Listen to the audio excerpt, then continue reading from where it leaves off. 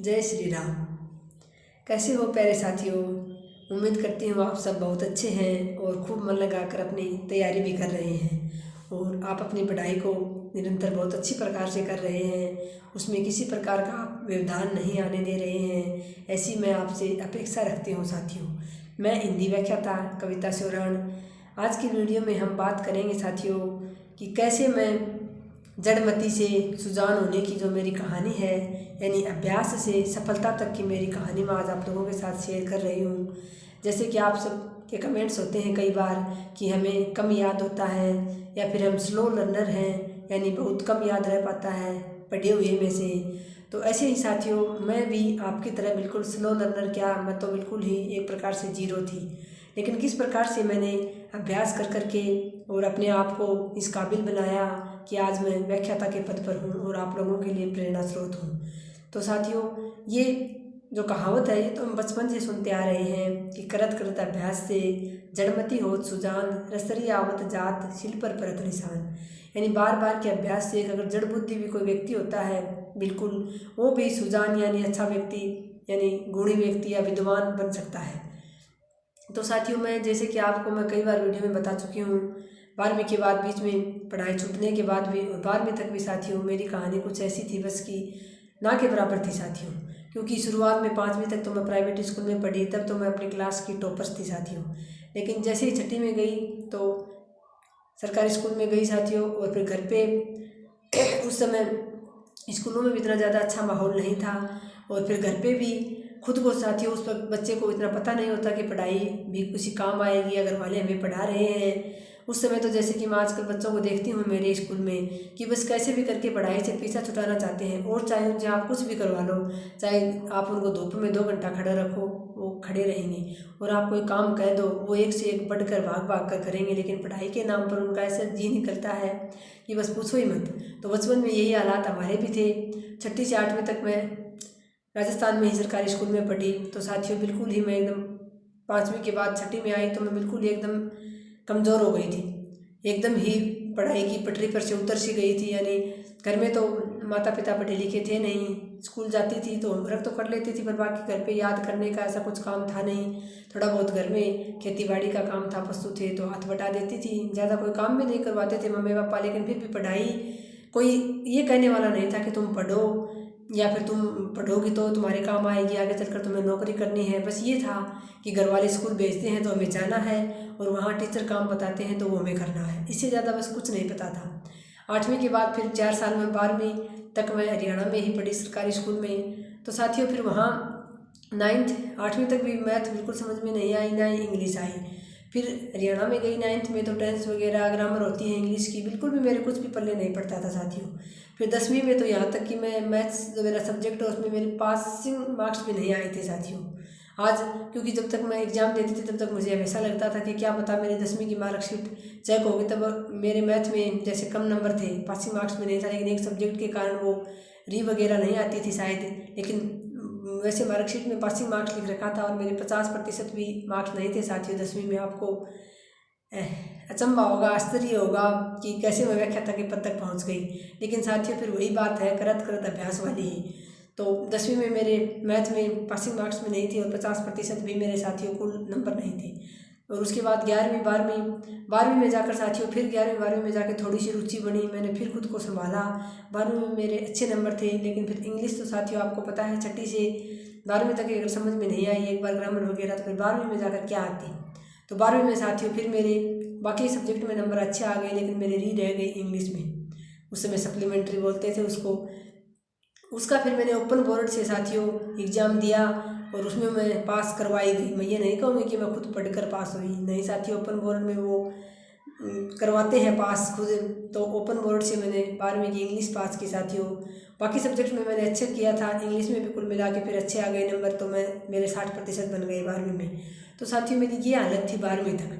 उसके बाद आप सोचिए बीच में 4-5 साल पढ़ाई का छूटना और फिर घर गृहस्थी, परिवार, ससुराल में बच्चे, उनके साथ रहते हुए, और मेरी बीच में 4-5 साल पढ़ाई बाधित होने के बाद दोबारा राजस्थान से मैंने बीए की। तो बीए में भी कोई बहुत अधिक मार्क्स नहीं आए। 1 साल तो मेरा बेटा छोटा था तो मैंने प्राइवेट की। उसके बाद 2 साल में कॉलेज गई, लेकिन कभी जाती थी कभी नहीं जाती थी। पढ़ाया हुआ कुछ समझ में नहीं आता था, बस लास्ट में वही 1 वीक सीरीज पढ़ के पासिंग मार्क्स आए साथियों। बीए में भी कोई बहुत अधिक नंबर नहीं थे, 52% मेरे नंबर थे। उसके बाद जैसे बीएड मैंने दूसरे शहर से की तो वहाँ मैं रही, और बीएड में उस समय क्रेज भी ज़्यादा था, बहुत अच्छे प्रकार से कॉलेज में पढ़ाया जाता था। तो उस समय फिर मैं वापस थोड़ा सा मेरा रुझान हुआ पढ़ाई की ओर कि हाँ पढ़ाई ज़रूरी है, मैं बीएड कर रही हूँ तो कल को मुझे टीचिंग एग्ज़ाम वगैरह देने हैं, मुझे अपने पैरों पे खड़ा होना है। बीएड से फिर मैंने वापसी की साथियों। इतने तक तो बस ये मानिए धक्का ही लगता आ रहा था। लेकिन मेरे एक चाचा जी हैं जो पढ़े लिखे हैं बहुत, उस किसी समय में उनकी जब पढ़ाई लिखाई बहुत कम होती थी, ग्रेजुएशन की हुई थी उनकी, वो मेरे लिए दोबारा पढ़ाई शुरू हुई तो उन्होंने मुझे प्रेरणा दी। शुरुआत में तो जैसे कोई उनकी तरफ से ये नहीं था कि मेरे मम्मी पापा तो पढ़े लिखे नहीं थे, लेकिन मेरे चाचा चाची पढ़े लिखे थे, तब तो उनकी तरफ से कोई ये नहीं था कि आप भाई तुम पढ़ लो या कौन सा क्या सब्जेक्ट लेना है 11वीं में, इस प्रकार से किसी प्रकार की कोई हेल्प नहीं होती थी। लेकिन जब मेरी दोबारा पढ़ाई शुरू हुई मेरा बेटा होने के बाद और ससुराल में, तब वो हमेशा मुझे ये कहते थे कि तेरी दोबारा पढ़ाई शुरू हुई है, इसके पीछे कोई ना कोई भगवान का बड़ा उद्देश्य है, और मुझे पता है तू इतना संघर्ष करते हुए पढ़ाई कर रही है तो मुझे पता है तो इन सारे बच्चों से अलग निकलेगी और तू कुछ ना कुछ कर जाएगी, तुम बहुत अच्छा करेगी। बस ये बात वो हमेशा बोलते थे कि तेरी दोबारा पढ़ाई शुरू होने के पीछे कोई ना कोई रीज़न है। इसीलिए मैं सब बहनों को बोलती हूँ कि जिनकी पढ़ाई दोबारा शुरू होती है किसी कारण से बीच में छूटने के बाद, तो उसके पीछे ईश्वर का कोई ना कोई बड़ा उद्देश्य होता है साथियों। ये बात मेरी आज समझ में आती है। उसके बाद बीएड के बाद जैसे मैंने वहाँ 5-6 महीने कोचिंग की। मैंने 2014 में पहला एग्ज़ाम भी दिया 2nd ग्रेड का, लेकिन उस समय साथियों कोई बहुत अधिक तैयारी भी नहीं हुई, और उसके बाद वापस घर आ गई। तो फिर मेरा छोटा बेटा हुआ और 1 साल तक मैं बिल्कुल घर में बंद के ही रह गई साथियों। उसके बाद मुझे मेरी बहन ने प्रेरित किया 2015 में कि अभी अगर तूने बीएड कर ली, और उसके बाद मैंने प्राइवेट 2 साल में एमए भी कर ली थी, 2015 में मेरी एमए भी हो गई थी। तो फिर मेरी बहन ने मुझे प्रेरित किया कि अगर एमए बीएड किए हुए तो अब घर बैठ गई तो बस बैठ ही गई है, कैसे भी करके तू बाहर निकल घर से, और तू कोई प्राइवेट स्कूल ज्वाइन कर ले, चाहे भले ही तुम्हें पैसे कम मिले, लेकिन कम से कम तो जुड़ी तो रहेगी किताबों से, पढ़ाई से। फिर मैंने ये सोच के साथ स्कूल ज्वाइन किया, और स्कूल ज्वाइन करने के साथ साथ बच्चों को पढ़ाते हुए धीरे धीरे रुचि बनती गई। उसके बाद मैंने 2016 में थोड़ी बहुत तैयारी करके एक 1st ग्रेड का पहला एग्ज़ाम दिया। फिर 17 में 2016 में फिर मैंने आपको पिछले वीडियो में एक में बताया भी था कि मैं कुछ दिन सीख कर गई। वहाँ जाके फिर मुझे एहसास हुआ कि हाँ मैं किसी से कम नहीं हूँ। जब मैं यहाँ कुछ दिन पढ़ के और पहले के पढ़ रहे बच्चों से मैं आगे निकल सकती हूँ, अच्छी 1st रैंक ला सकती हूँ, तो मैं कुछ कर सकती हूँ। उसके बाद साथियों फिर से मैंने अपनी रुचि ऐसी जगाई कि फिर लास्ट में जब परिणाम निकला तो एक राजपत्रित अधिकारी के रूप में ही निकला साथियों। तो ये सारा का सारा जो काम है ये साथियों निरंतर अभ्यास के कारण ही है। तो आप बिल्कुल ये ना सोचें कि आप कमज़ोर हैं साथियों। मैंने जैसे आपको मेरी कहानी बताई है, इतनी कमज़ोर तो शायद आप में से कोई होगा भी नहीं। इतने सालों तक तो शायद आप में से किसी की पढ़ाई छुट्टी भी नहीं होगी। जैसे कि मेरी 2005 में पढ़ाई छूट गई थी, 12वीं करने के बाद मेरी शादी हो गई थी, और उसके बाद जाके 2009 में मेरा कॉलेज में एडमिशन हुआ साथियों। तो आप ये मानिए देखिए 4 साल 5 साल मेरी पढ़ाई छूटी बीच में, और स्टेट भी चेंज हो गया, लेकिन फिर भी मैं साथियों पढ़ते उठते गिरते गिरते वो खरगोश और कछुए वाली कहानी अक्सर याद आ जाती है। मैं कछुए की चाल से चलती हुई आखिर पर मंजिल तक पहुँच ही गई साथियों। तो ये मेरी साथियों वास्तविक रियल कहानी है जो मैं आपको बता रही हूँ कि कैसे मैं इतनी कमज़ोर होके भी, पहले जब तक मैं नहीं लगी थी तब तक मैं भी यही सोचती थी कि जो नौकरी लगते हैं वो पता नहीं कैसे होते हैं, कितने इंटेलिजेंट होते हैं, कैसे वो नौकरी लग जाते हैं। मुझे हर बार यही होता था। लेकिन अब साथियों पता चला कि किसी भी काम को अगर आप ठान लें, खुद पर विश्वास कर लें और आप उस कार्य को निरंतर करते रहें, बिना थके हारे अपना 100% देते रहें, तो आप उस कार्य में निश्चित रूप से सफल हो सकते हैं साथियों। तो फिर मैंने 2017 के बाद साथियों 2nd ग्रेड का एग्ज़ाम भी दिया। 2018 में मैंने रीट का दिया, उसमें मैं बहुत कम अंक से रही।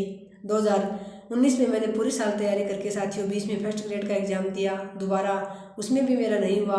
फिर कोरोना काल के दौरान मैं घर पे रही साथियों। मैं चौधरी सर की वीडियो देखती थी, उन्होंने RBSC जो क्लासों की जो पुस्तकें थी उनका उन्होंने 6ठी से 12वीं 10वीं तक पूरी पढ़ाई थी, उन सब के वीडियो मैंने देखे, बहुत अच्छी प्रकार से नोट्स बनाए। कोरोना काल में घर पे रहते हुए साथियों मैंने कभी ये दिन ऐसा नहीं गया जब मैंने दिन में 3-4 घंटे कम से कम पढ़ाई ना की हो।